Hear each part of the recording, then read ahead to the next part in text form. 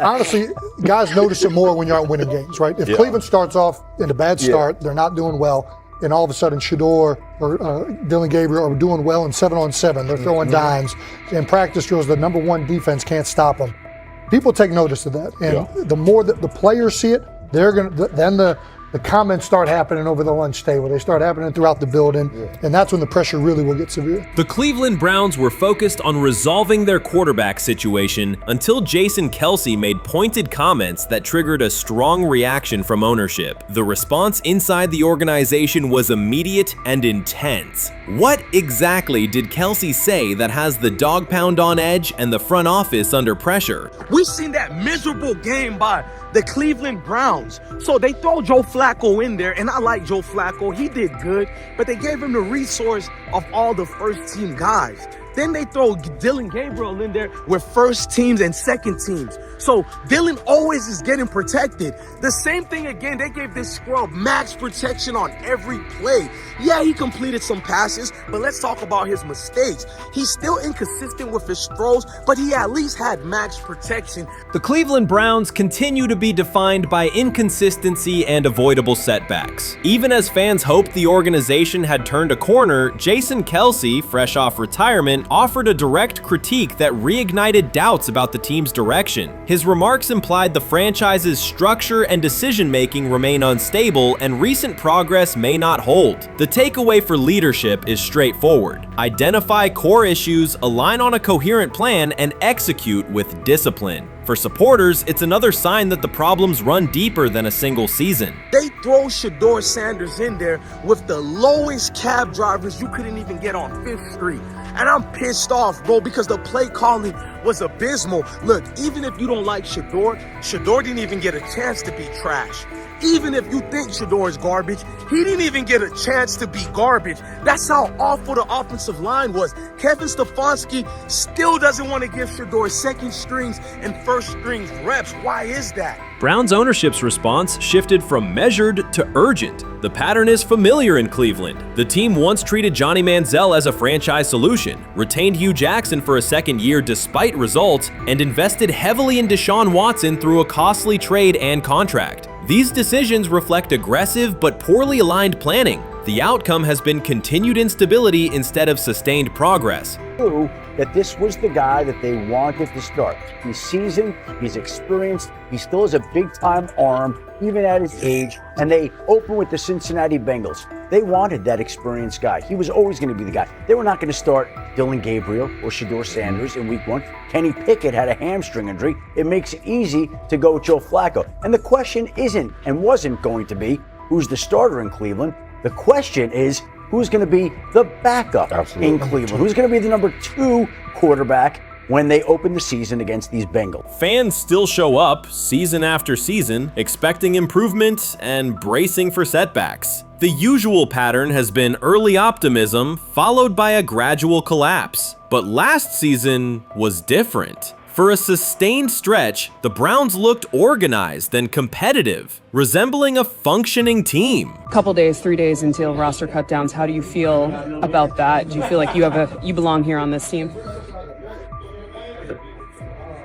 Obviously, I think overall as a player, I feel like I put in the work. I feel like everything I do, I try to do it to my best, and that's all I ask for. So I feel like everybody feels like, they should be on the team, and if you ask anybody on the team, would they feel like they belong, in their own eyes. So I feel like I do, but I'm my own player, I think about myself in a high regard. The front office entered the offseason confident. Kevin Stefanski was being praised, and the Dog Pound believed the team had made real progress. Then Kelsey delivered a pointed assessment that cut through the optimism. Fresh into retirement, the former Eagles All-Pro and Super Bowl champion said Cleveland still looks like a team patching over issues rather than building a durable contender. Kelsey's view was direct. The Browns' structure is fragile, and the roster is too dependent on perfect health at quarterback. He argued the team is one injury away from losing continuity and sliding backward. Because Kelsey has operated inside a stable, championship-level organization, his comments carried weight with players, media, and fans. The reaction was immediate. People took his critique seriously, not as outside noise, but as an informed evaluation of how a successful team should be built. Ownership also felt the impact. Jimmy Haslam's response shifted to urgency, a sign that leadership recognizes the stakes.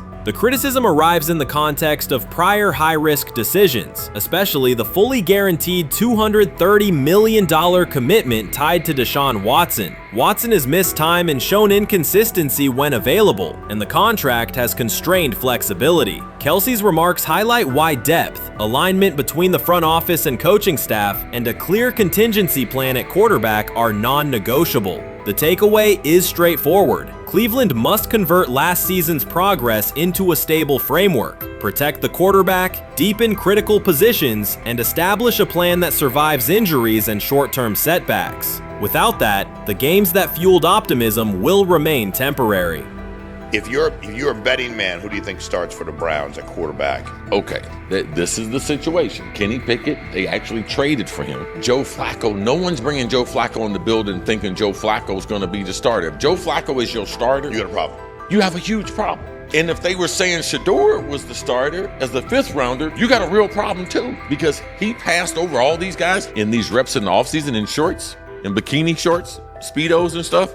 Like, no. That kind of stuff. So I'm not that surprised. When you put down a 3rd round pick on a quarterback, you do believe he has a certain skill set. Jason Kelce stated the obvious. Cleveland committed to a quarterback who hasn't played at an elite level in years, and Joe Flacco's playoff run didn't change the long-term outlook. Ownership appeared more upset that the criticism was public than by the substance of the critique. Many fans agreed. They've seen this pattern before. Rosters age, injuries are inevitable, and when a single contract dominates the cap, one setback at quarterback can undermine the entire season. Kelsey's broader point was about structure. The Browns prioritized the high-cost, uncertain starter over depth and contingency. The late-season surge masked issues that remain: limited cap flexibility, thin depth at key positions, and an offense that lacks a credible plan B.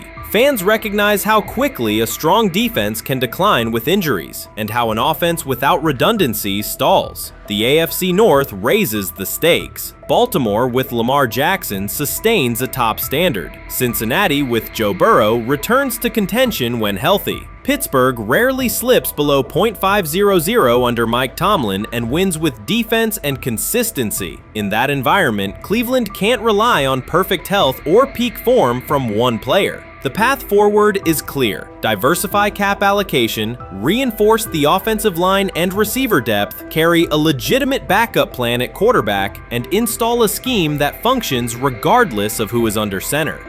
Given what we saw yesterday with Shedeur Sanders, somebody on the Cleveland Browns is 100% getting fired, probably by the end of this year. The person who's probably going to end up getting fired is Kevin Stefanski, because I know that he didn't want Shedeur Sanders on the team. It was Andrew Berry who made that pick. You can't really go against your GM. Bad things happen in this situation. But Shedeur Sanders is not without fault for what we saw yesterday. This is the play that we saw yesterday that has the internet. So the Shedeur Sanders, I want to talk about this. So here's a prime example. Shedeur Sanders, they had 3-day mini camp for the Cleveland Browns. And now Jimmy Haslam actually has some money.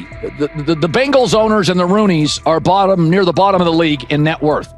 But what the Browns have is what I would call the Buffalo Bills used to have this years ago, pre-Josh Allen. What are Browns veterans saying about Shedeur Sanders behind closed doors? According to internal discussions, the feedback goes beyond casual praise. Several veterans describe his performance as franchise level. Private locker room conversations compare his command of the offense to established starters. And one senior assistant reportedly called him Sunday ready after a single walkthrough. The consensus is that front office staff and coaches have taken serious serious notice. Inside the Browns facility, informal conversations circulate among players and coaches. These remarks carry significant weight in personnel evaluations and often influence practice rotations. When veterans speak this strongly, the message typically reaches decision makers quickly, especially during roster planning. In short, the internal perception of Sanders is already affecting how the staff views the current quarterback depth chart. Browns vets kind of weigh in on Shedeur Sanders and how he's been since he arrived in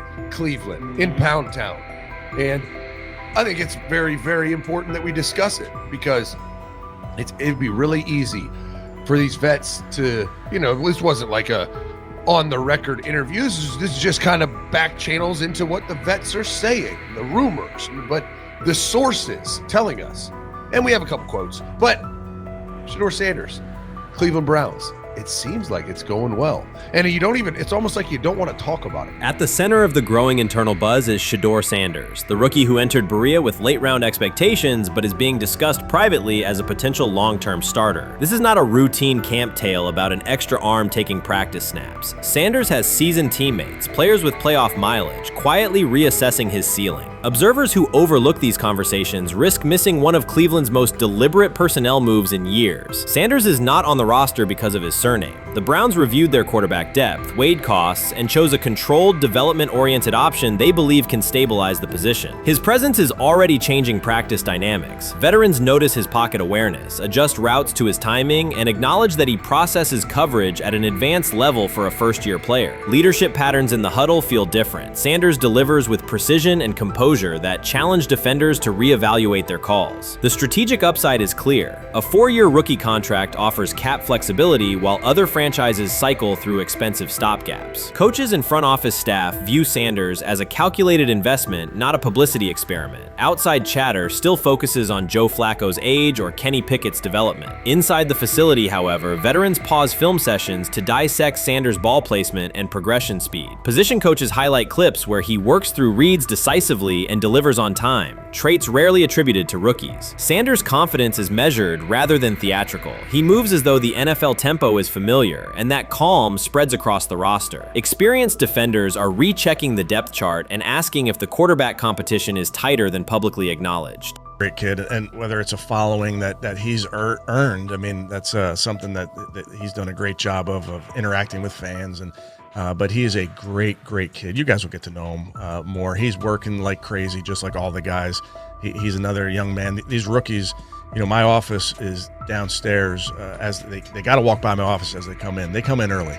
And Shedeur, just like all those guys, he's in there early. He's getting his work done. He has not yet secured the starting job. Evaluations so far come only from brief practice periods, no comeback drives, no national headlines, just steady execution in shorts and helmets. In a league that celebrates splashy debuts, Shedeur Sanders is earning trust rep by rep. Veterans typically withhold judgment until late in camp, yet several are already studying his footwork and timing, which suggests genuine respect. Inside the building, coaches sense that the Browns may have finally found a stabilizing presence at quarterback. Cleveland's recent history underscores why this matters. The team has started 9 quarterbacks over the past 2 seasons, an indicator of instability rather than depth. Sanders arrives with composure, arm strength, and a well-known surname, so any sign of readiness is magnified. Financial context also plays a role. The Browns are allocating a significant portion of the salary cap to Deshaun Watson, whose performance has not matched that investment. To manage costs, the front office signed 4 additional quarterbacks on low-impact contracts. Together, they account for far less than Watson's annual cap figure. If Sanders continues on his current trajectory, that structure could give Cleveland both competitive clarity and much-needed financial flexibility.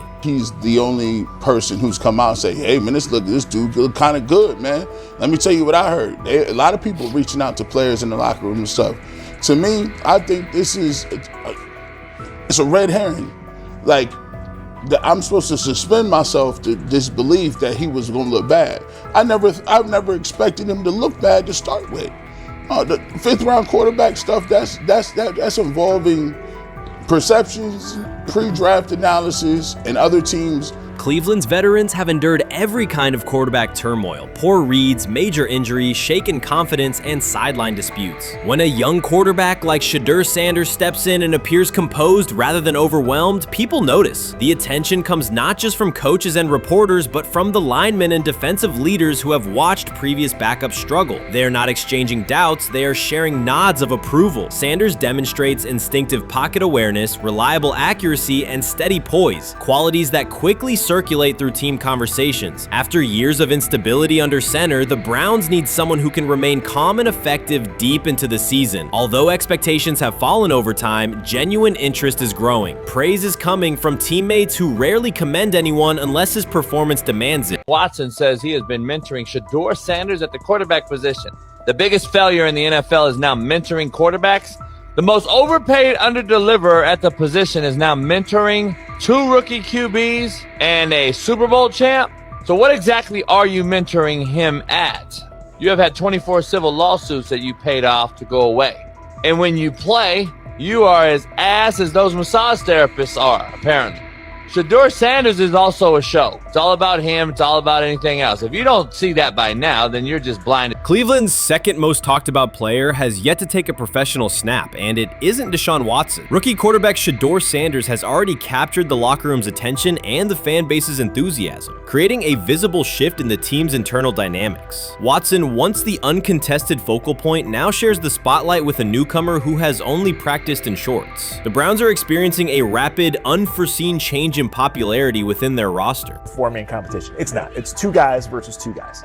It's the 2 older guys to be the starter. Yeah. It's the 2 younger guys to position themselves however it may be and show little improvement every single day, right? So, of all the things I'm watching the first 5 when they break a session, the first 5 with the veterans, with the ones. Who's in there, where are they going? The ball's going to Jerry Judy, right? Flacco's no dummy, lasts as long as he has, right? He can really whiz it.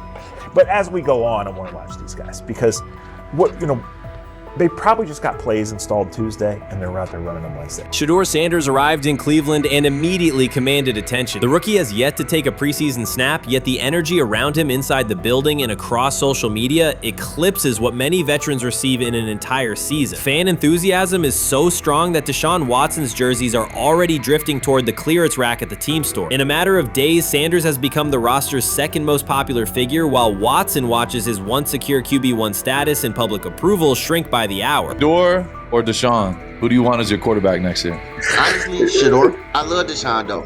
Like, I don't understand all the hate for Deshaun. You get hurt and you get booed, bro. That's foul. That might be the foulest I ever seen. The Browns' social media staff posted a single candid photo of rookie quarterback Shedeur Sanders releasing a warm-up throw, and the response was immediate and overwhelming. Fans saturated timelines with edits of themselves alongside him, while Deshaun Watson's routine practice reps drew comparatively little notice. Although an official Sanders jersey has not been released, unauthorized versions are already moving at a pace that exceeds merchandise sales for several other AFC North teams. The surge in interest marks one of the most intense fan reactions Cleveland has experienced in recent memory. The excitement surrounding Shedeur also triggers a wave of criticism. Veteran analysts, anchored in a 1980s mindset, question whether his style will translate into lasting success. They focus on his NIL earnings, social media presence, and visible confidence, arguing that the image overshadows substance. To them, outward self-assurance appears to be a distraction rather than a competitive asset. Even a simple smile or brief display of personality is cited as evidence that he lacks the measured discipline they expect from a starting quarterback. Critics claim Shedeur Sanders is notable only because of his father, overlooking the performance he delivered at Colorado. Many of those same observers ignored the Buffaloes until Deion Sanders made national headlines, yet they now question whether his son has earned the attention. They want rookies to keep quiet, carry clipboards, and wait 2 seasons before challenging for a starting role. Sanders is disregarding that script from the moment he arrived. His presence has already turned Cleveland's quarterback discussion into a genuine 2-man competition before a single preseason snap. Deshaun Watson maintains publicly that the situation does not concern him, but it is hard to believe the pressure is not real. A fully guaranteed contract protects his paycheck, not his standing in the locker room. Sanders, meanwhile, is translating charisma and early momentum into tangible influence with teammates, coaches, and fans, reshaping expectations for who will lead the Browns on opening day.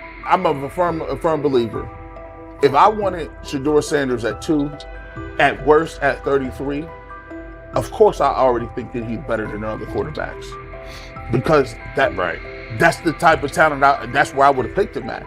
And if he was at 2 or 33, and he still had this same exact skill set, we would be talking about him starting and playing. Right. Well, there'd only be 3 quarterbacks. It'd be here, 3 not quarterbacks, 4. not 4. Yeah. But since he moved to the 5th round, that's cool. They might have to go along with it. But to me, I think if you ask who got the best tools, I'm going with Shedeur. Shedeur Sanders has not taken a single professional snap, yet discussion about him has split NFL social media into 2 camps. One side already argues he should start immediately. The other worries about what that means for veteran quarterbacks like Deshaun Watson. Reporters now line the perimeter of Browns camp, scrutinizing every inconsistency in Watson's spiral and every precise throw from Sanders during drills. Each well-placed pass is clipped, posted to TikTok, and captioned as evidence of a future QB1. Cleveland is no stranger to quarterback drama, but this situation is different. Rather than cycling through another unproven starter, the franchise is dealing with a rookie who entered with more polish, public attention, and perceived readiness than most first-year players. Fans chant Sanders' name before he has appeared in a preseason game, while the established starter works to maintain his relevance. The atmosphere is not yet a full controversy, it is a countdown. Traditional analysts insist on the importance of experience and respecting the process, yet Sanders is progressing on the timeline set by the supporters who already view him as the next leader of the offense. Rich Eisen addressed the armchair analysts and online critics head-on. Shedeur Sanders just received his opportunity, and the backlash arrived immediately. Eisen responded with a clear, point-by-point case explaining why the criticism misses the mark. If you thought Shedeur's rise was rapid, Eisen's analysis puts it in proper context. Here's what he laid out on air. Already speaking in Cleveland high schools. Weekend after, flying out immediately to get to work. But his character's terrible, right?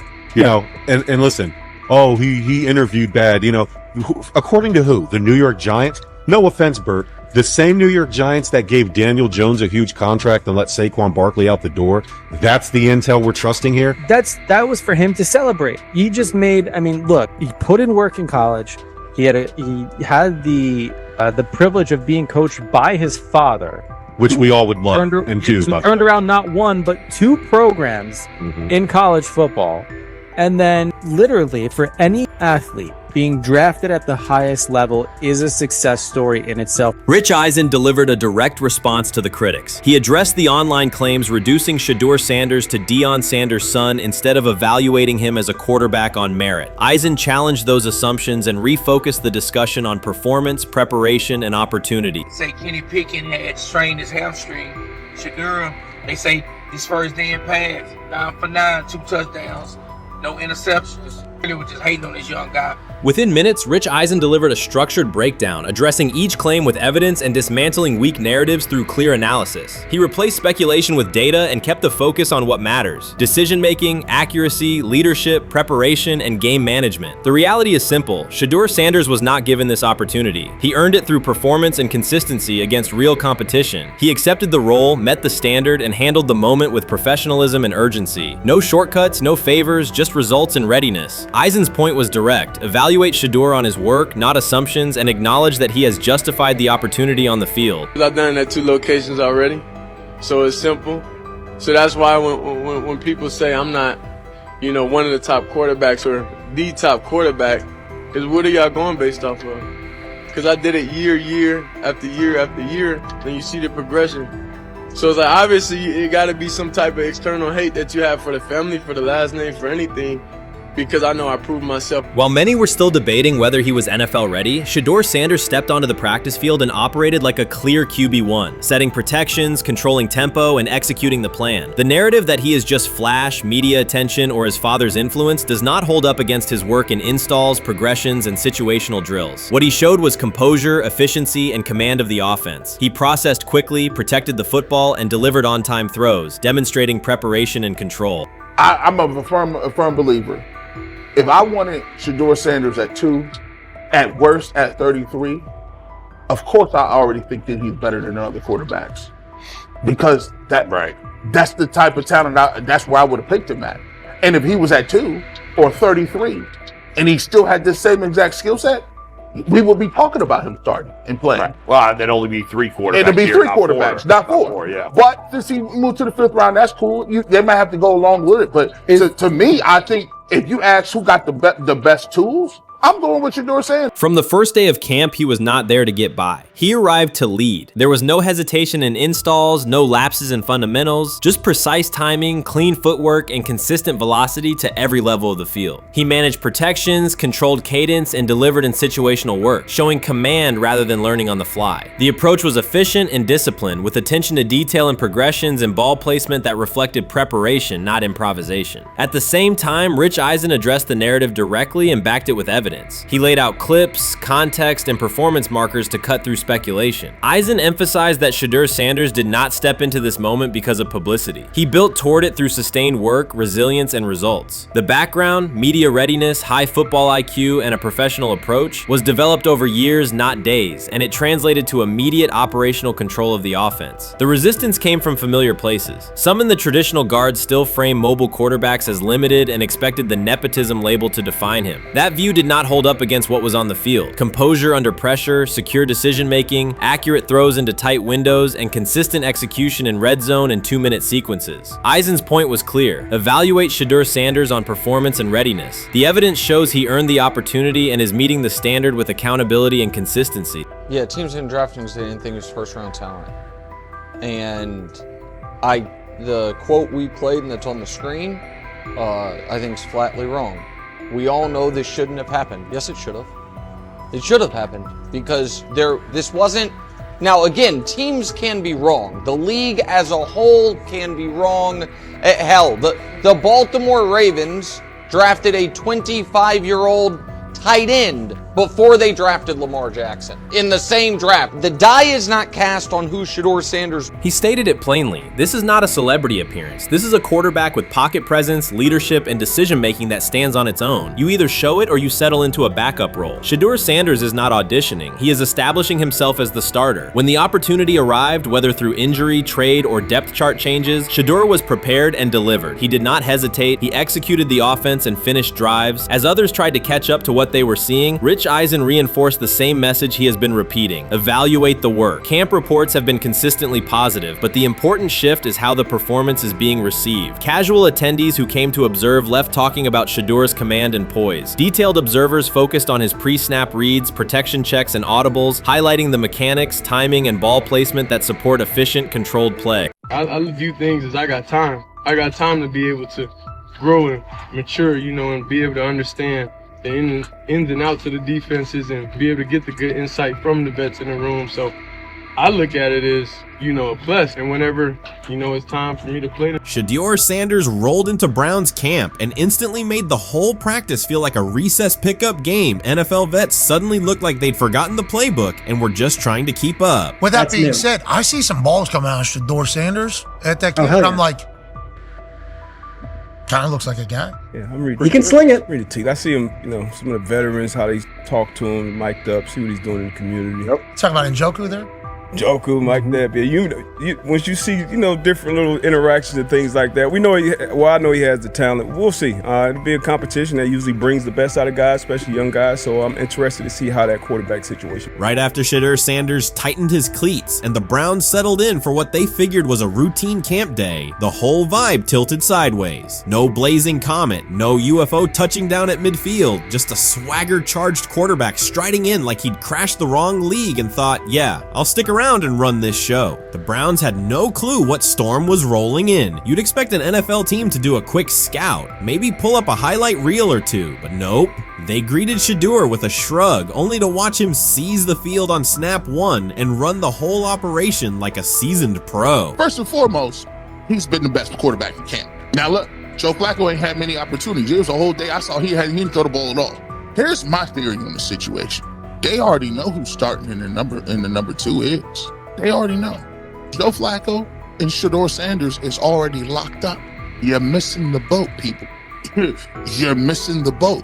Your boy, Kenny Pickett and Dylan Gabriel Oh, they're fighting. Shedeur didn't merely clock in, he hijacked the session. One moment he's loosening his arm, the next he's roasting veteran QBs like faded names on busted draft boards. Defensive coordinators everywhere had the same gut punch reaction. Uh-oh. His pocket poise? Straight disrespectful. His timing? Psychic. And every pass left his hand like it was laser guided to its mark. While Shedeur Sanders was slicing up routes, the Browns secondary looked less like an NFL backfield and more like a gaggle of dads sprinting through a Saturday fun run. Big on enthusiasm, short on closing speed. Coaches fought the urge to slam the emergency horn. Players traded wide-eyed, "Are we serious?" stares, and someone even double-checked that a hidden camera crew wasn't about to pop out of the tunnel. But nope, this was pure Shedeur. Half cold-blooded surgeon, half highlight factory. He wasn't dropping a casual "I'm here," he was crafting a masterclass. From the first rep, the tempo changed. Shedeur Sanders accepted the snap with steady footwork, diagnosed the Browns' single high shell, and delivered a tight window seam route that forced the free safety to recover late. Throughout the period, he manipulated leverage with quick shoulder fakes, moved through full field progressions, and released on time from a balanced base, consistently putting the ball on his receiver's upfield shoulder. Cleveland's coverage struggled on multiple fronts. Safeties hesitated between deep half responsibilities and underneath support, creating voids at 15 to 20 yards. Cornerbacks and off-man were caught in trail position when Sanders used rhythm throws on three-step drops, while those who tried press technique had their inside hand neutralized by his receivers' outside releases. Linebackers widened to match shallow crossers, leaving the middle hook unguarded for pivot routes and option digs. One corner attempted a line of scrimmage jam. Sanders immediately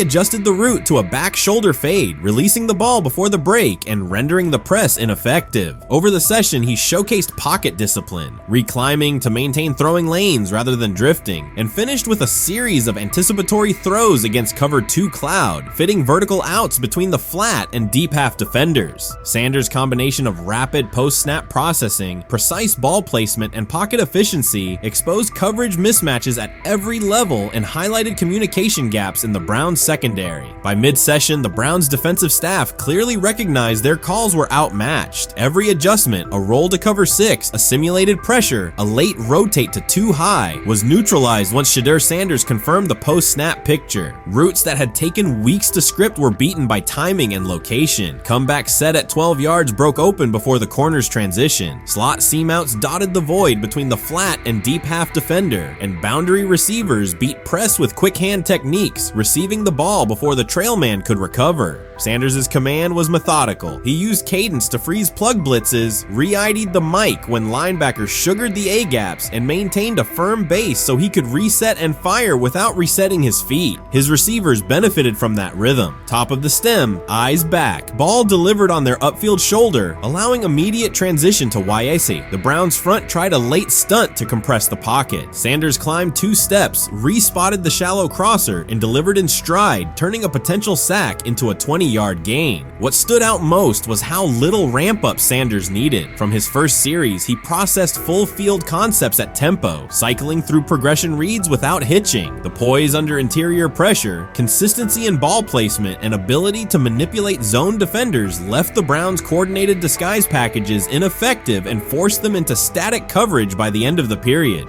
In short, Sanders' efficient mechanics, rapid processing, and anticipatory accuracy rendered Cleveland's defensive game plan ineffective at every level, from pre-snap disguise to post-snap spacing. Imagine there's many people that think Dylan Gabriel's a better quarterback than Shedeur Sanders. I don't care where they were drafted. And if the Browns are the one team that thinks that, then I'm going to suspect it's not true. They don't know what listen, they're doing. I every quarterback evaluation for 30 years. Right. I never root against anybody. Yeah. But I'd be surprised if Dylan Gabriel's ever a legitimate starting quarterback for the Cleveland Browns. I'd be surprised. I just don't think.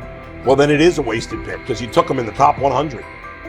Yeah, but potentially. Yeah. May get away with it because of Shedeur. An edge rusher chirped at Shedeur Sanders between snaps, hoping to shake his rhythm. On the very next play, Sanders answered with a 30-yard laser, a deep dig from the boundary side that split the single high safety and the trailing corner. He hit the top of a 5-step drop, kept a firm base, and delivered on time to the receiver's outside shoulder, turning what should have been a routine rep into a sudden change explosive. From that moment on, every coverage wrinkle the Browns tried, rotating from cover 3 to quarter half, half, flashing a Tampa 2 shell, mugging both A-gaps, was met with a precise counter. When corners pressed, Sanders adjusted the route to a back shoulder fade. When safeties widened, he checked to a glance post. When linebackers bailed, he found the running back on a delayed option out of the backfield. Even late simulated pressures couldn't move him off his spot. He simply climbed, reset his feet, and fired. As Cleveland's defenders rotated through checks, Sanders manipulated them with cadence and eye discipline. He froze weak side safeties long enough to create intermediate windows, then feathered the ball into those lanes before help could arrive. When the Browns finally dropped 7 and matched every route, Sanders tucked the ball and converted 2 separate 3rd and 6 situations on the ground, reminding everyone that his mobility is as calculated as his arm. By the end of the session, the defensive coordinator's call sheet looked obsolete. Sanders had neutralized blitz looks, exposed spacing issues in zone, and forced the unit into static base coverage just to survive the period. It wasn't a camp drill anymore. It was a clinic on timing, processing speed, and controlled aggression, delivered snap after snap by a quarterback who never needed a warm-up lap to own the field. They never planned on taking him. The problem is, like Ocho Cinco said, you got somebody that has endeared himself to the locker room. And guess what? The difference between him and Tim Tebow, the biggest one, is he can play. He can throw the ball. Tim Tebow running around being an H-back, he can throw the ball. And he's done everything he needs to do. He ain't saying nothing. He ain't rocking the boat. He ain't mad about the reps. He ain't mad about none of that. All the people out there want to see is this, like Tyler said earlier. We want to see what he can do with Jerry Jeudy. That's it. I want to see what he can do with David Njoku. I want to see him with Junkins. I want to see him with the first running backs. If you are cooking, if you are beating down the doors with the 3s and 4s, guess what? You deserve more. From the first team period on, Cleveland's secondary looked a step slow. A deep third safety hesitated on a post-snap rotation, leaving Shedeur Sanders free to climb the pocket and fire a 22-yard out that arrived before the defender could plant and drive. The supporting cast around him, players fighting for roster spots, not Pro Bowl invites, benefited from his command. Sanders used tempo to control the defensive front, altered protections at the line, and located throwing lanes so quickly that one receiver didn't register the catch until he crossed the goal line. As the Browns tried new personnel groups, coverage busts multiplied. Starters slipped out for hamstring stretches while rookies rotated in, only to find the ball arriving on their blind side before they'd completed a midpoint squeeze. On a later 3rd and long, Cleveland finally closed the interior rush lanes, compressing the pocket with 3 defenders. Sanders pivoted through the traffic, stepped into a narrow escape window, and, without resetting his shoulders, whipped a no-look pass to the boundary curl for a fresh set of downs. The throw turned a potential sack into an explosive play and left the coaching staff scrambling for answers. The people who are fascinated by Shedeur for whatever reason, whether it's his play, I guess, last year was kind of fun. If you're just like a guy who grew up like loving Deion Sanders and passed that love on down to your kids, I can see why you're like that. The one thing I will give them is you're looking at this quarterback room. If you're a fan of Shedeur and say, why can't he go beat Dylan Gabriel or Joe Flacco or Kenny Pickett? So I do understand that part of it, right? Because why not? Why couldn't he be the Brown starter in October or November? That looks like a quarterback room where everyone will get a chance to start. Grab hold of the starting job. Yes, but I don't think we're going to know which one until we get deep into August. Now, I think, we tracked the reps everybody was getting at practice throughout the OTAs and minicamp. But when you talk to people there, they just want to make sure everybody got what they needed. And that, Kenny Pickett, we find out if he has the goods to be the starter. Joe Flacco, they back him off a little bit. He's 40. He may not need as much. The rookies, Shedeur Sanders and Dylan Gabriel, what do they need to learn to make the transition from the college game to the pro game? That's what the spring was about for the Browns quarterbacks. Now, Shedeur Sanders has moved from social media celebrity to on-field standout, and ESPN now lists him among its first-team candidates. Reactions are split. Some fans are impressed while others are skeptical. Whether this reflects Deion Sanders' long-term strategy or simply Shedeur's rapid development, the story is drawing widespread attention. Here's a look at what led to this moment. They never planned on taking him. The problem is, like Ocho Cinco said, you got somebody that has endeared himself to the locker room. And guess what? The difference between him and Tim Tebow, the biggest one, is he can play. He can throw the ball. Tim Tebow running around being an H-back, he can throw the ball. And he's done everything he needs to do. He ain't saying nothing. He ain't rocking the boat. He ain't mad about the reps. He ain't mad about none of that. All the people out there want to see is this, like Tyler said earlier. We want to see what he can do with Jerry Jeudy. Online reactions are sharply divided. Some fans strongly support Sanders, while others argue he is overrated. Traditional analysts cite statistics and claim his recognition comes mainly from his father's name. Sanders supporters are actively celebrating his rise and already predicting a future NFL career. Sports media outlets have made his candidacy a central topic of debate. The discussion now extends beyond statistics and victories to include his marketability, public image, and on-field presence. Sorry, is Shedeur Sanders going to get a chance to win this job? Do you believe he gets a legit shot to win this job? Listen, I think first of all, the action's going to really start in training camp. Like, forget all the OTA stuff. You don't win a job in OTA. The real action starts in training camp. And just like Shedeur said, during the mini camp, when it's time to take your rep, you got to make the most of it. Because I think early on, there's going to be a lot. Remember, Joe Flacco didn't hardly practice in OTAs and mini camps because they were giving the young guys. Right. So when he gets his opportunity, he's going to have to make the most of it. Analysts are closely reviewing game footage to evaluate Sanders' decisions and mechanics, while others examine his social media activity to see how he balances content creation with quarterback duty. Shedeur Sanders' placement on ESPN's early first-team list has taken over the college football conversation. Supporters circulate his highlights and argue that his on-field production and leadership justify the honor. Skeptics claim the recognition relies too heavily on his family name and question whether his resume is strong enough for first-team status. Analysts are rewatching game footage to assess his reads, accuracy, and pocket presence, while others examine how he balances a high-profile social media presence with quarterback responsibilities. The debate has pushed other storylines, such as conference realignment and NIL issues, into the background, leaving fans and commentators focused on Sanders' performance, marketability, and overall impact on the sport. I'll keep saying it. I believe Shedeur Sanders should play more games than any other quarterback on this roster this year, because he's the only guy that I look at and say they might have something here. Because I'm telling you right now, they left night one of the draft saying we are taking our quarterback next year. So it's on Shedeur or Dylan or Kenny, probably not Joe, to change their mind. To change their mind. But you got to find out. You gotta find out. Opinions differ on whether Sanders is benefiting from his family name or simply showing real progress, but the attention is undeniable. Social media is flooded with edited images elevating him to legendary status. Critics argue the first-team nod is driven by hype and marketability, while supporters point to his flashes of strong arm talent, field vision, and decision-making. Regardless of motive, the announcement has dominated the football news cycle and intensified debate over how much of his rise is performance-based versus media-driven.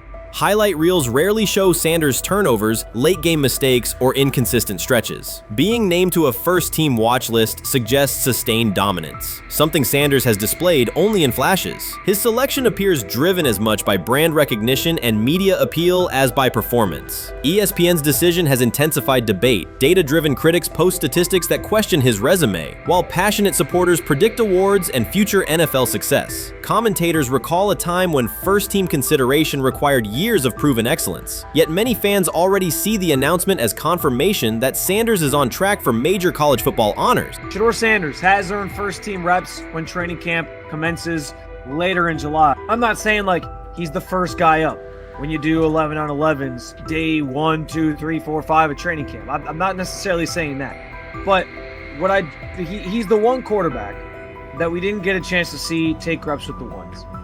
But I think Shedeur has a chance to make this conversation interesting if he gets those reps with the ones and he has the same success that he did with the 2s, the 3s, and the 4s. I have confidence he can show you something, but I got to see it. We all got to see it before we can actually judge that. Some believe Deion Sanders is already preparing for an award ceremony, while others are furious, threatening to protest ESPN's credibility over Shedeur's first-team mention. Critics argue that honoring Sanders without a full season of elite play undermines college football standards. Supporters insist his performance and profile justify the recognition. The debate reflects a broader clash between traditional merit-based evaluation and modern brand-driven visibility. In today's landscape, first-team consideration is no longer only about statistics. It also involves marketability and audience engagement. Whether welcomed or rejected, Sanders commands attention and embodies the sport's shift toward both performance and personal brand. You made an interesting point. So I tend to have the drip, drip, drip. This was my Johnny Manziel theory, is that everybody makes mistakes, especially when you're young. But if I see 2, 3, 4, 5, then you've got a plumbing issue. It's not just you didn't close the faucet. So there's about 6 pieces of video in college where Shedeur was a little bit of a brat, whatever. Then there's the legendary cringy draft room. Didn't love that as a B prospect. Then there's back-to-back speeding tickets, both over 90, and a missed arraignment. The NFL is navigating unexpected headlines after a former Browns coach publicly defended Shedeur Sanders in response to reports of multiple speeding tickets. The coach's statement has sparked extensive online debate. Supporters welcome the show of loyalty, while critics question the motive. Sanders now finds himself at the center of an unforeseen controversy, and observers want to know why a Cleveland coach is standing so firmly in his corner. The story is developing rapidly and continues to draw intense attention. When it came out that he got a speeding ticket, I said it's not really that big a deal. I feel very differently about it now. Over 40 miles an hour over the speed limit, less than 2 weeks after you just got a ticket. I don't know if that's entitlement or immaturity. There's got to be some teams that are feeling very good right now that they didn't draft him. Observers are focusing on Shedeur Sanders' recent speeding ticket, treating the violation as a measure of his character and sidelining his athletic, academic, and philanthropic accomplishments. The incident, driving 15 miles per hour over the limit in a borrowed Lamborghini, has drawn sharp criticism. In response, a former Cleveland Browns coach has taken the opportunity to comment, even though the franchise is widely viewed as unstable due to its frequent coaching changes and limited on-field success. By defending Sanders, he presents himself as an authority on discipline and leadership. The statement, coming from an organization seldom praised for stability, has nonetheless attracted considerable attention across the league. You want to defend him a little bit. I thought this was an interesting take.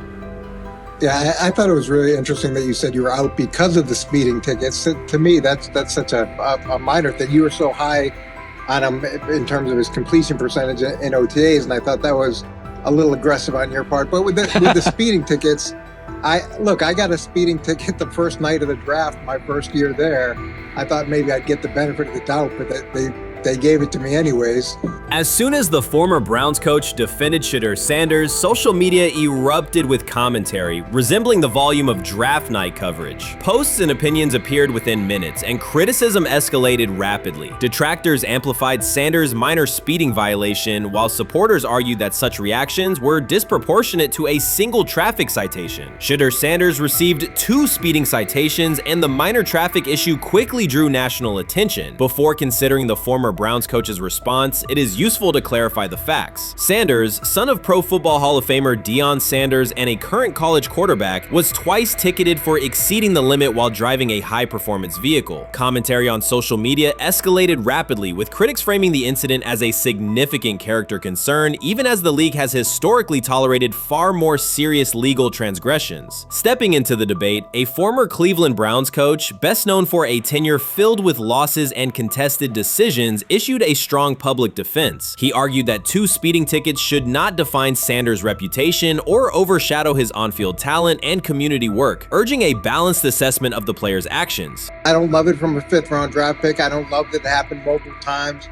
but I do think that this is the first time he's been away from his dad, and there's gonna be some growing pains now. Would I sell my stock on it like you are? Not because of a couple speeding tickets, especially in light of the problems that Brown's quarterback room has had to deal with legally in the last few years. I mean, this is nothing. The debate quickly shifted from 2 speeding citations to broader claims about integrity, growth, and leadership. The former Browns coach framed the infractions as moments for personal development and urged observers to view them in context. Critics responded forcefully. Some called for disciplinary action, others questioned Deion Sanders' parenting, and a few sought to discredit the coach himself, despite his professional record already being widely analyzed across the league. The reaction underscores an apparent inconsistency in public standards. Fans often overlook on-field confrontations, heated sideline arguments, and other significant controversies, yet they treated Sanders' routine traffic offenses, speeding without evidence of reckless endangerment, as indicators of serious character flaws. If such minor violations were adopted as the primary measure of morality in professional football, many players would face similar criticism.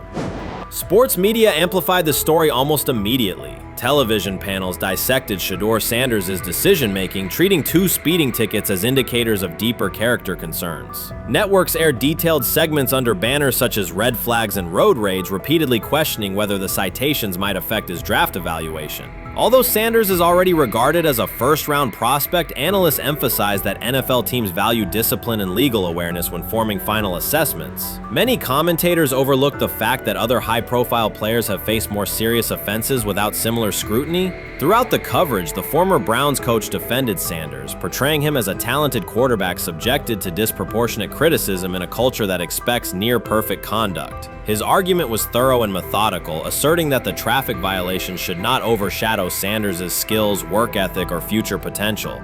Commentators point out that the coach's intervention was not entirely selfless. He recognized the publicity potential. One day he was an overlooked figure from a struggling Browns era, the next he was a trending name across sports media. The discussion quickly expanded beyond Sanders' speeding citations to questions of image management and narrative control. Critics demanded disciplinary measures, public apologies, team sanctions, and formal statements, yet their objections seemed directed less at the traffic infractions themselves and more at Sanders' high profile, confidence, and resistance to traditional expectations. In practical terms, Sanders' brand remains intact. The coach secures renewed relevance, and the episode supplies another headline in the ongoing story of modern football. The next time Sanders is seen in a high-performance car, the debate will likely reignite, focused not on speed limits, but on the broader culture of the league. Meanwhile, new voices continue to join the conversation. Broadcaster Colin Cowherd has already weighed in, offering his own reassessment of the incident and its broader implications. Breaking news, Shedeur Sanders last night was pulled over going 100 miles per hour. All right, he clocked 101, 41 miles an hour over the speed limit in Cleveland. He will have the opportunity to fight the ticket in court. Now, I'm not exactly sure where he was pulled over, whether or not that it was in Ohio or whether or not that it was in his home state. But typically when you're going 40 over, that's flirting with the line of reckless driving. Folks, I gotta tell you, I don't understand what it is with these young men driving at absurd speed. Colin Cowherd's view of Shedeur Sanders shifted abruptly. Days after praising the quarterback's poise and skill, he appeared on air to declare that Sanders is overhyped, unfocused, and distracted by celebrity. The reversal was immediate, without any gradual reconsideration. Cowherd now frames Sanders' 2 speeding tickets as evidence of poor judgment, even though he has defended other quarterbacks facing far more serious off-field issues. The sudden, wholesale withdrawal of support leaves viewers questioning the consistency of Cowherd's criteria and illustrates how quickly media narratives can change when minor incidents receive outsized attention. This is okay. Okay. How much of this is? I mean, Jimmy Haslam has his hands all over Manziel, has his hands all over Deshaun Watson. Admitted it, man enough to admit it. I saw the reaction in the draft room when they took Shedeur Sanders. It's pretty obvious it wasn't the coach and the GM's pick. How much is this? This team has 8 last place finishes in 13 years owning it. How much of this is we don't have a very good owner here like Washington, D.C. and the Commanders? Yeah, I didn't love the owner stepping in and saying, hey, you got to take this guy in the 5th round. And I doubt they'll ever admit to it. While Colin Cowherd urged teams to move on from Shedeur Sanders, former Browns coach Eric Mangini offered a more measured response. Mangini, whose tenure in Cleveland was marked by mixed results, used his platform to provide context rather than condemnation. Instead of sensationalizing the speeding violations, he encouraged viewers to consider Sanders' circumstances. A 21-year-old quarterback whose life is scrutinized both on and off the field. Mangini acknowledged that the tickets were mistakes, but emphasized that they do not by themselves define Sanders' character or future. He noted the extraordinary attention athletes received today, combining the responsibilities of quarterback, public figure, and social media presence. Under such pressure, missteps are magnified, and criticism multiplies quickly. Mangini concluded that any evaluation of Sanders should weigh the totality of his behavior, performance, and growth, rather than isolate 2 traffic citations as decisive evidence of poor judgment. The rumors have ended. The decision is public. Cleveland Browns owner Jimmy Haslam has informed every level of the organization that unless an unforeseen injury intervenes, Shedeur Sanders will start at quarterback in week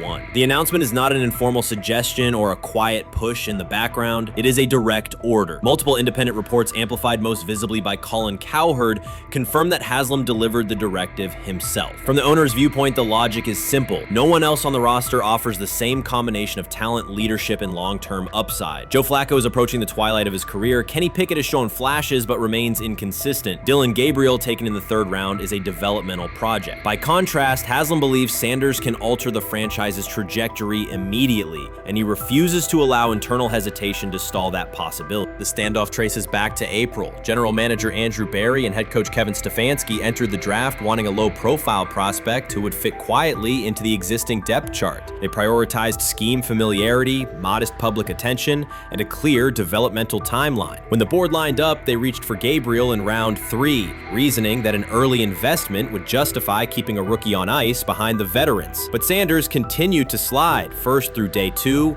then deep into round 5. Haslam watched the names come off the board, convinced the league's bias against Deion Sanders' outspoken son was obscuring legitimate first-round talent. When Cleveland's 5th-round pick arrived and Sanders was still available, Haslam intervened. He did more than approve the choice, he overrode the original plan, making it clear that the organization would select Sanders and give him every chance to compete. From that moment on, the Browns' internal narrative splintered into 2 camps, those ready to accelerate around their owner's vision and those still trying to protect their original approach. Once rookie minicamp began, Sanders erased much of the speculation. He commanded huddles, processed coverages quickly, and delivered throws with anticipation that belied his draft slot. Teammates noted his willingness to accept blame for missed timing, then correct the error without dramatics. While Flacco and Pickett split most first-team reps, Sanders treated limited opportunities as full-speed auditions. During organized team activities, he identified blitz looks, redirected protections, and consistently found his second read when the primary route was covered. More than one defensive veteran told local reporters that Sanders looks like the best arm in the building. That assessment forced Barry and Stefanski to reevaluate their timetable. They could no longer label Sanders a long-term project without contradicting on-field evidence. Drafting Gabriel 2 rounds earlier had provided the staff an excuse to slow roll Sanders' ascent.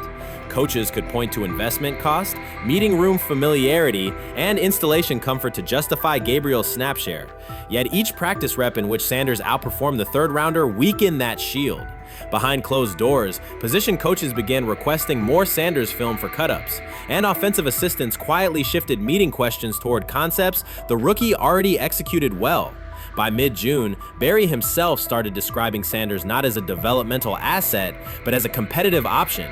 Those subtle linguistic changes signaled the front office's recognition that the narrative had moved beyond their control. Haslam's history with quarterbacks is well documented. His pushes for Johnny Manziel, Baker Mayfield, and Deshaun Watson were high-visibility swings, each driven in part by a desire to generate excitement as well as wins. Critics highlight those choices to question his evaluation track record, yet Haslam perceives Sanders differently. Where Manziel carried off-field concerns, Sanders brings a reputation for professionalism. Where Mayfield's leadership style divided veterans, Sanders' approach has united receivers and linemen. Where Watson's trade involved unprecedented controversy, Sanders arrived at minimal draft cost. Haslam sees a rare chance to capture star potential without mortgaging the future, and he is unwilling to cede that upside to cautious pacing. Cleveland supporters, weary of revolving door quarterbacks, have rallied around Sanders with unexpected speed. Sales of customized Sanders number 2 jerseys surged within days of rookie minicamp. Training camp ticket requests spiked once local media circulated videos of Sanders making NFL-caliber anticipation throws during 7-on-7 periods. The mood in Northeast Ohio has changed from tentative hope to active belief. Longtime season ticket holders who once shrugged at preseason storylines now debate Sanders' footwork at neighborhood barbecues. Social media engagement for Browns content has climbed, driven by highlight compilations of the rookie threading seam passes between linebackers and safeties. All of this places Kevin Stefanski in a fragile position. If he opens week 1 with a veteran starter and the offense sputters, criticism will be swift. Each stalled drive will be interpreted as evidence that he ignored the owner's edict and the fan base's intuition. Conversely, if he names Sanders the starter solely under pressure, any early struggles could be framed as proof that Sanders was rushed, further exposing Stefanski to blame. The only sustainable solution is conviction. Either stand behind a veteran with clear strategic reasoning or embrace Sanders fully and structure the offense around his strengths. Splitting the difference, rotating series, delaying first-team reps, or using vague competition language will satisfy no one and likely jeopardize locker room clarity. Sanders' personal approach has reinforced Haslam's confidence. Instead of taking post-draft downtime, He traveled to Texas to train in full Browns gear at facilities near his father's home. The leaked clip of Sanders executing footwork drills in helmet and pads wasn't a marketing ploy. It was a glimpse into a quarterback visualizing Week 1 live. Team personnel who viewed the footage recognized purposeful rehearsal, cadence calls, pocket movement against simulated pressure, and follow-through adjustments based on imagined rush lanes. Observers asked why a rookie would conduct such intense solo sessions in May. The answer is straightforward. Sanders does not view himself as a developmental pick. He considers himself the starting quarterback of the Cleveland Browns and prepares accordingly. On pure ability, Sanders' arm strength ranks with the league average for starters. His accuracy to the intermediate middle, an area where the Browns' current scheme generates high leverage completions, has drawn consistent praise from receivers. The primary areas still under review are blitz recognition and live bullets and timing on deep outbreaking routes versus press coverage. Those developmental checkpoints are significant, yet daily practice reps show acceleration. In contrast, Flacco's mobility limits the boot action game that Stefanski installed to help Mayfield early in his tenure. Pickett can extend plays, but struggles to attack tight windows between linebackers and safeties, an essential requirement in Cleveland schematics. Gabriel remains an unknown at NFL speed. Thus, the competitive landscape favors Sanders sooner than the coaching staff originally planned. The franchise now stands at an inflection point. Haslam's mandate, the locker room's growing support, and the fan base's enthusiasm all tilt towards Sanders. The front office's earlier strategy, anchored in patience and quiet development, is increasingly untenable. Barry's shift in messaging indicates grudging alignment, but final authority over the depth chart rests with the coaching staff, unless ownership directly intervenes on game day decisions. A move rare but not unprecedented in the NFL. Should Stefanski align with the owner and name Sanders the starter before preseason concludes, he can claim proactive vision and tailor the offense through training camp. Should he resist and open with a veteran who falters, he risks rapid loss of credibility and possibly his position. Either path carries pressure, but only one aligns with the momentum sweeping through the building. For 2 decades, the Browns have cycled quarterbacks without securing a stable star. Each new hope, whether draft pick or trade acquisition, has collapsed under injuries, inconsistency, or organizational disarray. The possibility that Sanders could finally anchor the position is not merely a football storyline. It is a potential cultural reset for a fan base defined by resilience. Haslam's insistence reflects that awareness. Cleveland needs a leader who can win on Sundays and project confidence every other day of the week. Sanders has shown he can shoulder expectations without retreating from scrutiny. That trait, more than arm talent alone, is why the owner views him as indispensable. Voluntary workouts transition to mandatory minicamp next week. If Sanders receives a substantial share of first-team snaps, observers will interpret it as the staff's acknowledgement that the competition is tilting decisively. A public declaration may not follow immediately, but every rep allocation is a signal. If, however, the staff continues funneling most top unit snaps to Flacco or Pickett, tension will escalate. Local media will question the evaluation process. National analysts will debate the merits of letting a rookie learn through live action versus controlled practice. Inside the facility, players will recognize any disconnect between performance and opportunity, and unity could fray. The Browns have reached a decisive moment. Shedeur Sanders has demonstrated the skill, poise, and work ethic to justify starting in Week 1. Jimmy Haslam has publicly positioned him as the future, and by implication the present of the franchise. Kevin Stefanski and Andrew Berry must either endorse that vision or brace for the consequences of delaying it. For Cleveland fans, the significance is clear. A legitimate chance to exit the cycle of quarterback uncertainty and rally behind a signal caller capable of commanding the field and galvanizing the city. Whether that opportunity is seized promptly or postponed will define the Browns' 2025 season and likely the tenure of the decision makers involved. Chris Carter's televised assessment of Shedeur Sanders triggered immediate pushback from Cleveland fans, local media, and even several Browns veterans. Carter dismissed Sanders, a 5th-round pick, as unprepared to start and framed the growing interest around him as purely a byproduct of surname recognition. Since that segment aired, practice reports have told a very different story. Observers inside the Browns facility describe a rookie quarterback who is closing the gap on Kenny Pickett and Dylan Gabriel with surprising speed. Sanders first turned heads in rookie minicamp by directing the huddle with a calm that belied his inexperience. Position coaches reported that he rarely repeated mental errors during during installation periods, a trait they rank highly when grading young quarterbacks. In organized team activities, he showed consistent timing on intermediate routes, kept turnover numbers low in 7-on-7 periods, and demonstrated early command of Kevin Stefanski's protection calls. That steady execution earned him a handful of first-team snaps, reps that would ordinarily have belonged to Pickett by default. By mandatory minicamp, the rotation had shifted again. Practice notes from beat reporters detail the rise in Sanders' workload each day. Red zone series against the starting defense, 2-minute drills, and full field scrimmage possessions in which he checked out of called plays when fronts dictated it. Mary Kay Cabot, initially skeptical Sanders would challenge for game day snaps in 2025, wrote after consecutive sessions in mid-June that his footwork, release speed, and pocket management had, quote, meaningfully tightened since rookie camp. Her tone marked a clear departure from early spring projections that labeled Sanders a long-term developmental project. The broader quarterback context in Cleveland magnifies that progress. Deshaun Watson's availability and form remain uncertain after 2 injury-interrupted seasons, while Pickett's transition from Pittsburgh has been uneven. Dylan Gabriel's arm strength is evident, but coaches continue to stress hesitation in his full-field reads.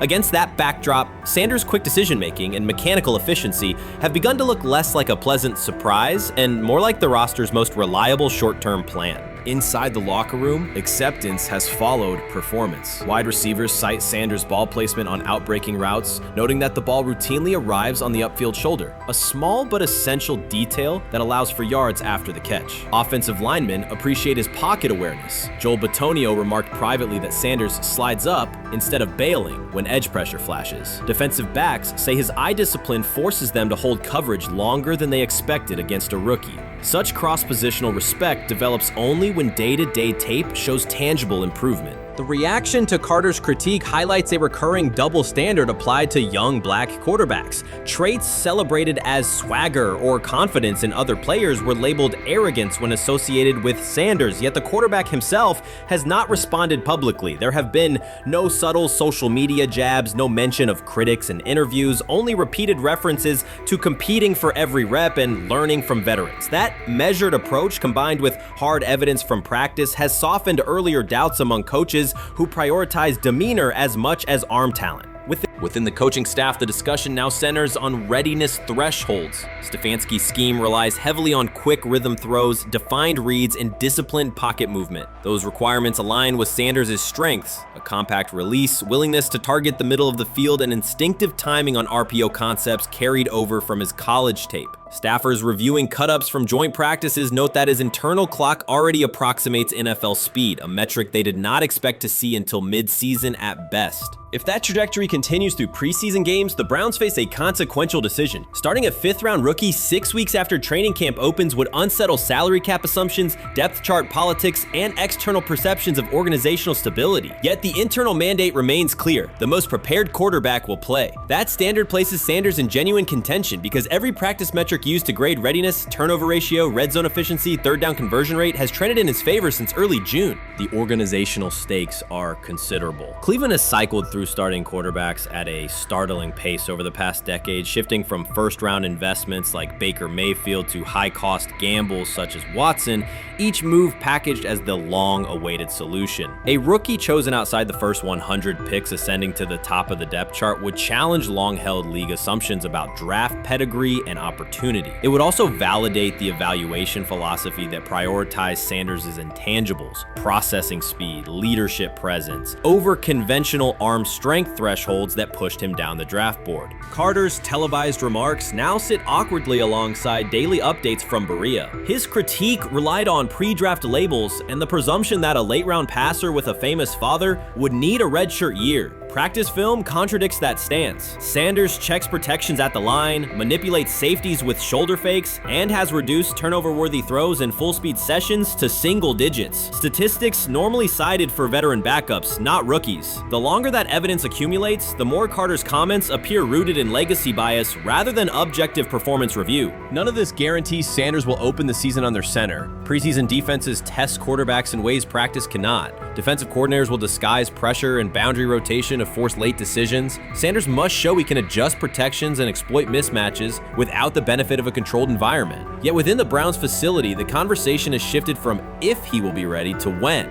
Quiet confidence from Amari Cooper and other veterans suggests they believe Sanders can steady an offense searching for consistency more than highlight reel heroics. Sanders' rise also affects long-term roster calculus. If he earns the job and performs competently, Cleveland gains starter-level production on a cost-controlled rookie contract, freeing cap space allocated to other positions. That scenario could reshape roster-building strategy in a division featuring Joe Burrow and Lamar Jackson, quarterbacks whose contracts consume significant percentages of team payroll. A capable, low-cost starter would allow the Browns to reinforce their offensive line and secondary while retaining core veterans, a competitive advantage few teams enjoy.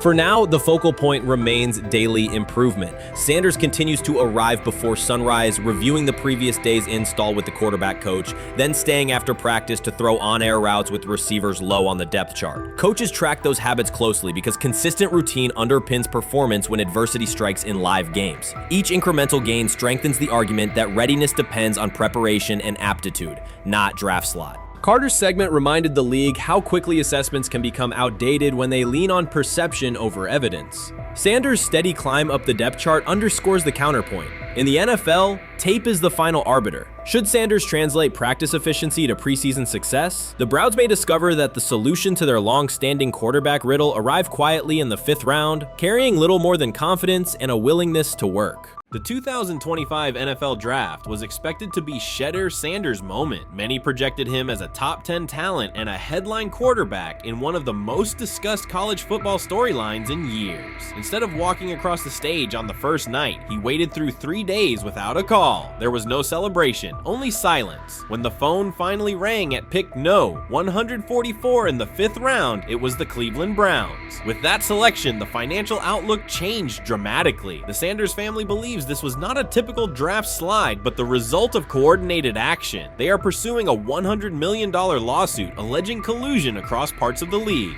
In the months before the draft, Sanders was consistently discussed among the top quarterbacks in the class. Television and digital analysts praised his poise, accuracy, leadership, and command. Scouts highlighted a 74.1% completion rate, record-setting stretches at Colorado, and his rise from an HBCU star to a national figure. Consensus expectations placed him in the 1st round or early 2nd. Draft night unfolded differently. As picks accumulated, there was little indication that his name would be called. The atmosphere at his private gathering shifted from anticipation to doubt. When the Browns selected him late on day 3, projections for his first contract dropped from an estimated range in the mid-$30 million to approximately $4.6 million, with corresponding reductions in likely endorsements and long-term positioning. According to Deion Sanders and others close to the family, this was not about performance, injury, or conduct. They argue it was coordinated. Attorneys were contacted immediately. The allegation is straightforward. Sanders' value was suppressed intentionally. The family's position is that this was a calculated decision within parts of the league, not an isolated set of evaluations. The legal claims focus on communications that, if authenticated, could be significant. Internal emails, text messages, and owner-to-owner conversations. The family's representatives contend that these materials show a deliberate effort to avoid drafting Sanders in early rounds based on perceived image concerns rather than football merit. One message reportedly under review framed the decision in branding terms. Drafting Shedeur would mean inheriting the Prime brand. The complaint asserts that this view led some teams to discourage others from selecting him unless necessary, not for film-based reasons, but to avoid perceived attention and external pressure tied to his family's profile.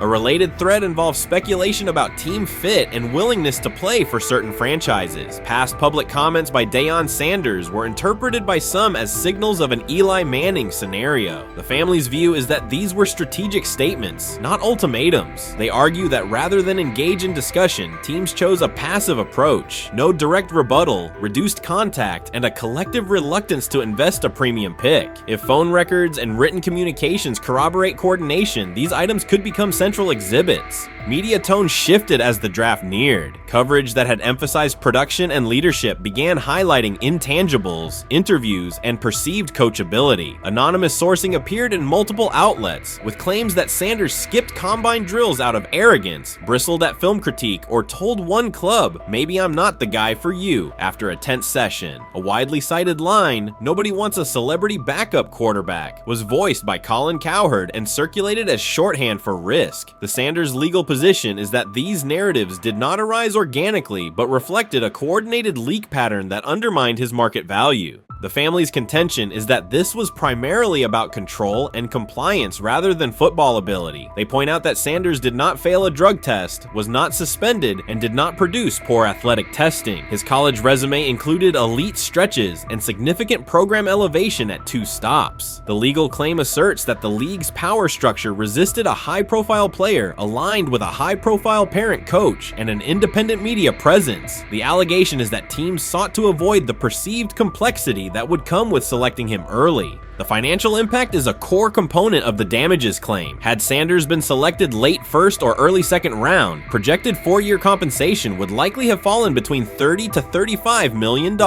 with immediate access to higher tier endorsement opportunities and the brand leverage that accompanies a franchise quarterback designation. As a 5th round pick, the initial contract value is a fraction of that total, and associated off-field opportunities are typically narrower. The suit reportedly seeks not only lost salary, but also the broader economic value linked to draft position, sponsorships, licensing, and the visibility that accelerates an early career trajectory. The filing's scope, as described by sources close to the family, extends beyond the league office. It may involve media outlets, scouting firms, and specific executives if discovery shows coordination or materially false statements that affected value. The argument is that the draft slide harmed not only Shedeur, but also the broader Sanders brand, affecting perceptions of Deion Sanders as a recruiter, coach, and public figure. The family's view is that narrative construction around brand risk and celebrity backup produced a measurable economic and reputational loss. If a court authorizes discovery, the process would likely compel emails, internal draft notes, and message archives from teams and third-party intermediaries. Subpoenas could be served on media organizations for sourcing records related to anonymous quotes. That level of transparency would be unusual and could reveal how information flows during pre-draft periods. The legal theory moves beyond a single player's evaluation to the draft's integrity, whether owners or executives acted in concert to reduce a prospect's value for reasons unrelated to football performance.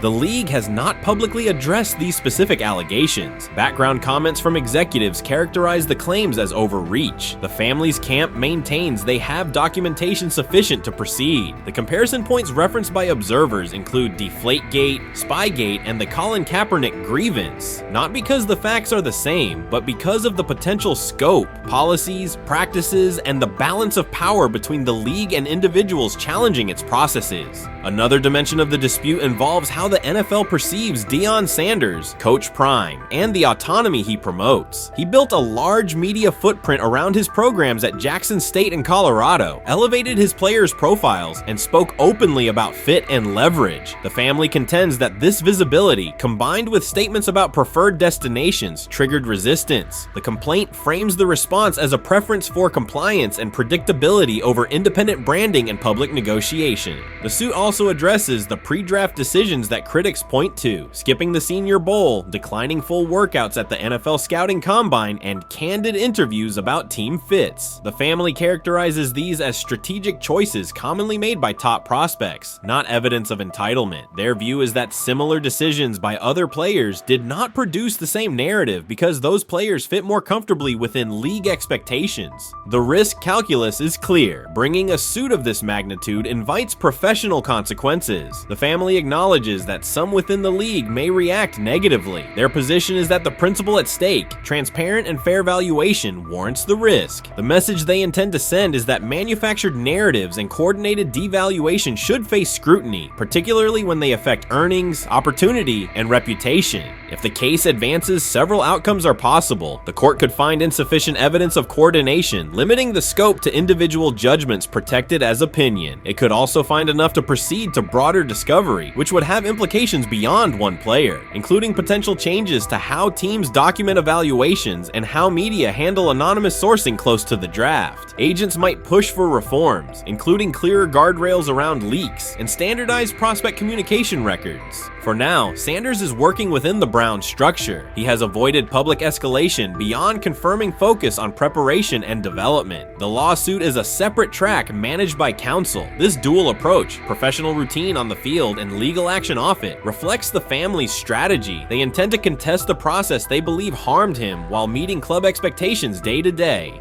The core allegations remain consistent across their statements. A talented quarterback saw his draft value suppressed by coordinated behavior tied to branding concerns and public positioning rather than football merit. Media narratives amplified that shift, and the result was a substantial, quantifiable loss. The remedy sought includes compensation and a measure of accountability that could deter similar conduct. Whether the claims are ultimately proven will depend on documentation and testimony. If emails, texts, and call logs substantiate coordination, the impact could be significant, prompting policy review around pre-draft communications and media engagement. If not, the case may narrow to disputes over opinion, perception, and the gray areas of scouting. Either way, the filing signals a willingness to confront entrenched practices and to test in court how far the process extends beyond film and interviews. This situation has moved from speculation to litigation. It addresses control, image, and power in a system that influences careers and compensation. It also underscores how public narratives can shape market outcomes. Sanders' path now has two tracks: earning opportunities on the field in Cleveland and seeking redress off the field for what the family views as an avoidable and orchestrated loss. The questions at stake are larger than one draft slot. They touch on how the league values independence, how information is weaponized, and what recourse exists when a player believes the evaluation moved from football to optics. The answers will emerge through practice reps and, potentially, through discovery and a courtroom record. What it is that they're doing is they're treating Shedeur Sanders like a 5th round pick. Right? We're not covering every 5th round pick in the NFL hoping that he gets an opportunity to be the starter on day one.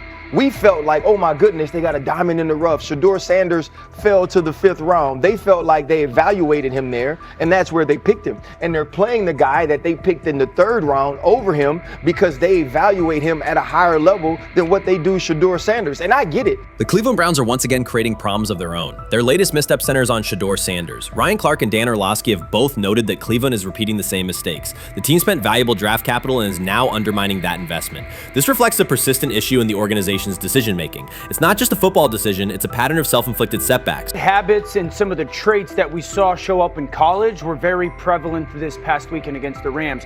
Holding onto the football, catching the snap and not reading the defense, kind of evaluating what the defensive line is doing, and then trying to see if you can go make a play, and that's the concern. Okay, it's 1st and 10. They want a play-action double move at the bottom of the screen. The route doesn't win, and then the protection breaks down a little bit. You're taught as a young quarterback, protection breaks down, find the closest check down. It's right there, it's 1st and 10. He gets to like the 4th part of the... The Cleveland Browns have long carried a reputation for instability. Even when it appears they are turning a corner, the organization finds a way to create new problems. Momentum gives way to questionable decisions and progress stalls. The latest situation centers on Shedeur Sanders. It highlights recurring issues in leadership, planning, and execution. Instead of establishing a clear path forward, Cleveland risks undermining its own investment. There's a lot of players who feel like they should have been picked at a certain spot, should have been viewed in a certain way. But when you get on these teams, it's about developing the team, not doing what's individually best for a certain player. And that's what Kevin Stefanski has to do. And I get it. We want to say all the reasons why what's happening to him isn't right. But maybe we aren't right on the way that not only the entire NFL viewed him, but now the Cleveland Browns view him as well. Shedeur Sanders was not brought in to be a placeholder or a scapegoat. He is expected to be the long-term solution, a high-upside quarterback with the tools, poise, and Sanders' pedigree to elevate the roster. The focus should be on developing him and positioning him to lead the team forward. They sabotaged it. They rigged it against him today, putting him in with 3rd and 4th stringers, 5th stringers.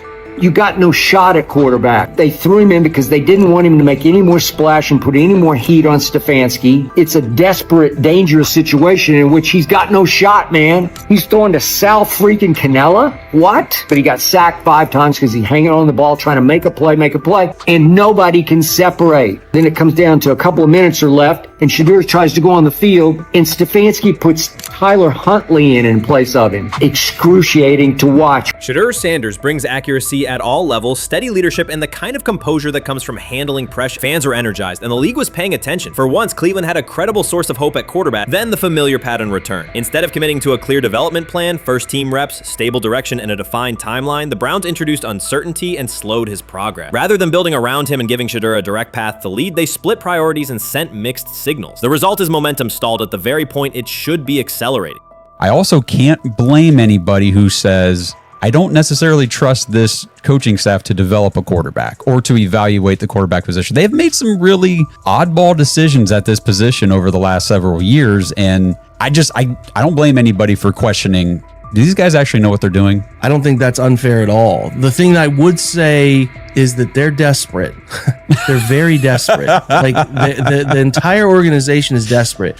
And if you really think they're going back to the coaches' offices and all getting around the table after session. This wasn't about scheme or play design. It was a pattern of mismanaging a young quarterback. From the start, the signs were clear. Shedeur Sanders arrived at camp without priority first-team reps or the confidence-building snaps a rookie need. Instead of a defined development plan, he was asked to compete from behind, treated like a depth option rather than a long-term starter. The message was, earn it later rather than build it now. When game action came, he was put on the field with limited preparation. Protection was inconsistent, and the play calling did little to ease his transition, more a stress test than a structured debut. The approach emphasized survival over progression, creating conditions where mistakes were likely and growth was harder to achieve. Analysts Ryan Clark and Dan Orlovsky highlighted the same points. The issues reflected organizational choices, not a shortfall in Sanders' ability. This was not a rookie collapsing under pressure. It was a franchise failing to provide the support, reps, and clarity required for a first-year quarterback to succeed. Shedeur moves slowly, kind of trying to see what's going on, and then that creates that sack fumble. So a lot of the stuff that we just saw in college is a big deal. This ball gets snapped at the 48-yard line. Defense has won the rep. Play is dead. Throw the ball away. It's first down. But instead we run and it's a 2.5, 3-yard loss. So instead of being 2nd and 10, we're 2nd and 13, we're dead. Again, here's the opportunity to throw the juke route. Hold, scramble. So some of those things that I was and others were concerned about on the college tape showed itself again. This is not the end of the world, though. This is part of his development. Cleveland managed to take a highly promising rookie and within weeks put him in a position where he looked unprepared. Ryan Clark called out the core issue. A first-year quarterback cannot succeed without protection, clear situations, and a controlled environment. Dan Orlovsky added that when a young quarterback isn't given structure, support, or coherent schemes, you're not evaluating ability, you're manufacturing failure. That's what happened to Shedeur Sanders. Browns fans weren't just disappointed with the results, they were alarmed by the process. This is a fan base familiar with quarterback missteps, yet even they recognize the pattern. A talented prospect subjected to poor planning and inconsistent guidance. After one preseason setback, the conversation shifted toward maybe Shedeur isn't ready instead of examining coaching, play design, and preparation. The reality is clear. The question isn't whether Sanders is ready, it's whether the Browns were prepared to develop and support him. Well, that would be a nice exit strategy because he would come up as doing Shedeur a favor. Like one's got to go, right? One's got to go, T, to clear this thing up. At some point, but I'm sorry, I know they don't care. If they were to trade Shedeur Sanders now after that preseason performance and he would go on to be good. The organization has cycled through quarterbacks for years, and the pattern is unchanged. Blame the player, protect the system, and repeat the same mistakes. Fans are split. Some argue Shedeur Sanders needs time and support, while others treat one rough outing as proof he isn't the answer. That division hides the real problem, the Browns' process. This isn't Shedeur failing, it's the team failing Shedeur. Across the league, successful teams create clear development paths. Kansas City brought Patrick Mahomes along behind a veteran and tailored the offense before handing him the job. Houston committed to CJ Stroud, built around his strengths, and let him grow with consistent direction. Smart teams invest, protect, and show belief.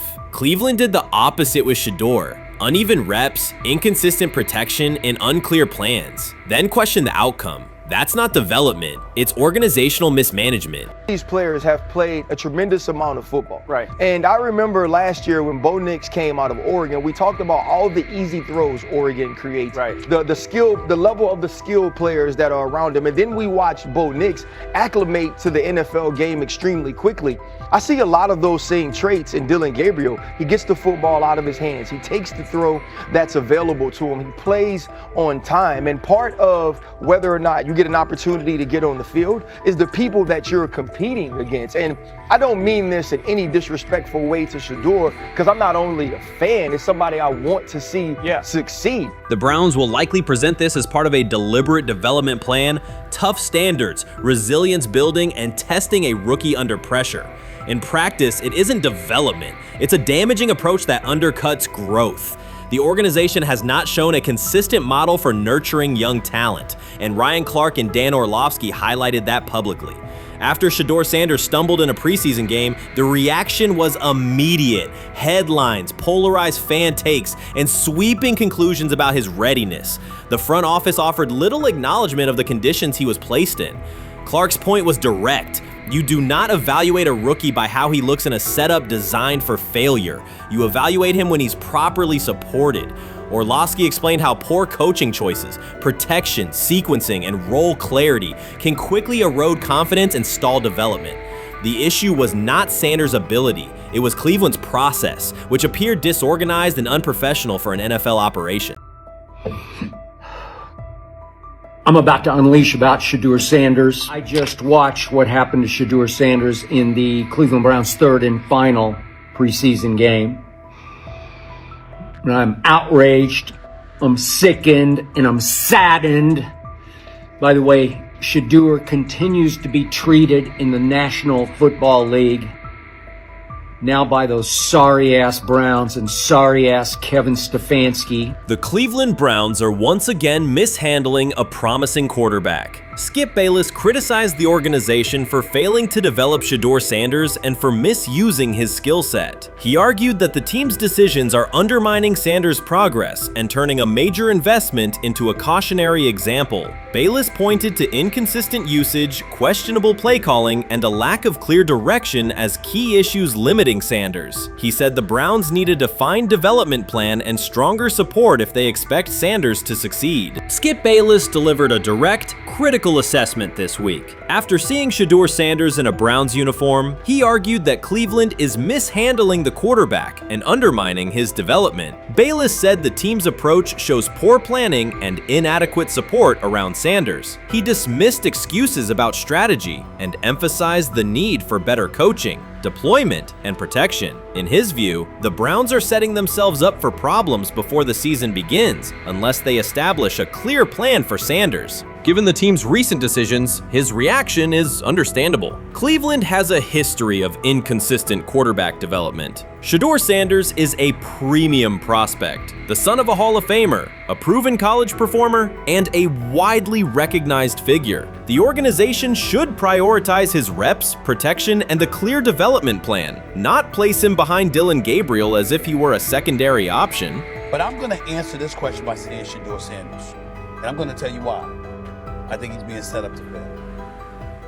That's right, I'm going to say it. Okay. Here we are on national television, right?